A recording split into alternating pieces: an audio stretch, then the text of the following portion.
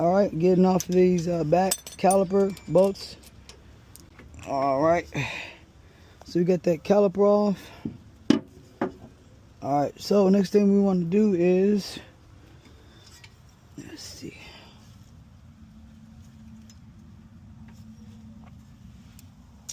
All right, so we got the bolts off in the back, but we got to take off the rotor and the caliper bracket as well.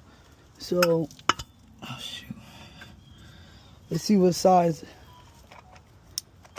Let's see. Let me see what size these caliper bracket is. 14 millimeter. Let me go grab mine. I got a Milwaukee. Now I know some of y'all be like, why don't you use your wheel chocks? Right? You should have wheel chocks. You should have wheel chocks to chalk off your wheels. I'm using some necks. I'm using pretty much whatever I got. Alright guys, let me show y'all something. So, one reason why that rotor ain't coming off is because my boys, I'm in Dallas, Texas. The e-brake is all the way on. That's going to keep that rotor on there.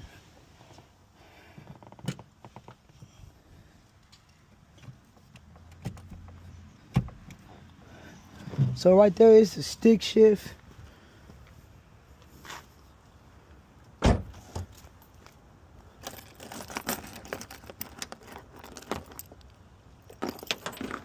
Alright. Bring y'all back over here, man. We should be able to get this rotor off now. If not, we gonna figure something out.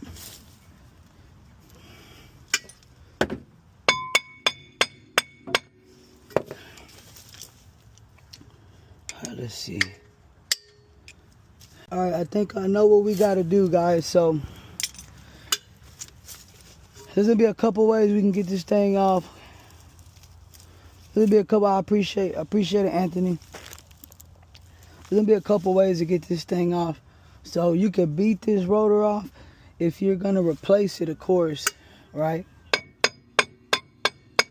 But we're not gonna replace it. So let me show you another way you can get this thing off. If you look right here in the center, let me show you. Right here, there's a bolt hole here. There's a bolt hole here. Both of those, they have threads. So the idea there is you got to get you a bolt that'll fit in there.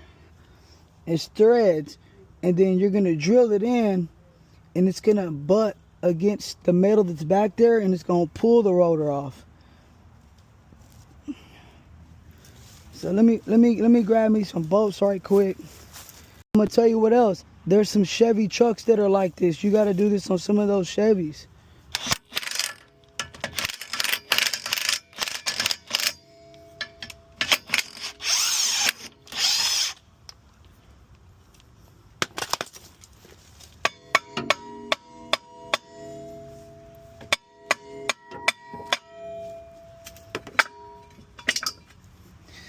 There it is right there, guys. It don't come off just like that. There's a reason for that. So let me show you real quick. Now, I don't know if y'all can see this indentation. Can y'all see that little indentation? That was from the screw. This indentation was from the screw that I put in there. The whole purpose of putting that screw in there is it pulls the rotor off. That's a hack right there. That's a hack for all you guys struggling. If y'all ever see extra holes with threads, that's what you need to do to get that rotor off. Man. Alright, so we got a 14 millimeter in the back. I appreciate the shares and the likes on the live, y'all. Make sure y'all subscribe. What's up, Santiago, right there on YouTube. Make sure y'all subscribe. We go live Monday through Saturday, sporadically. So subscribe on YouTube so you can get that notification when we do. And you'll learn something. Does cylinder misfire sometimes fix itself? I don't think so, user.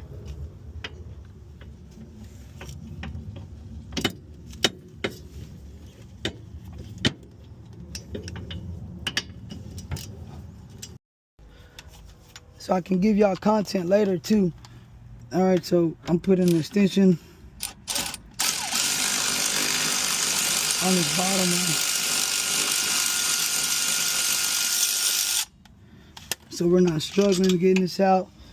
You got one of them right there. Fix their own crap, or even start your own mobile repair service company. You'll see what you're up against by just watching us.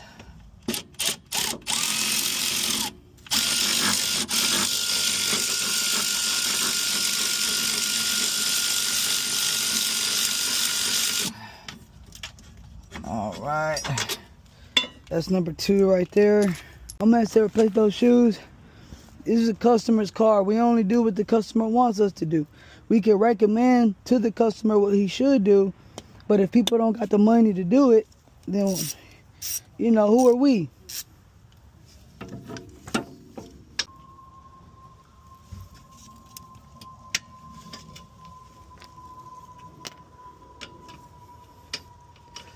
All right, so I'm taking off this ABS sensor real quick, like my boy said, just to be on the safe side. I appreciate the hearts and the roses for sure. I do. Getting off the last 2 bolts over here. All right. I'm talking about this bad boy came off as a whole thing. Come on, man. That's crazy. My axle's sticking me up right here. Tell you the best thing to do, if you had a punch, that'd be better, but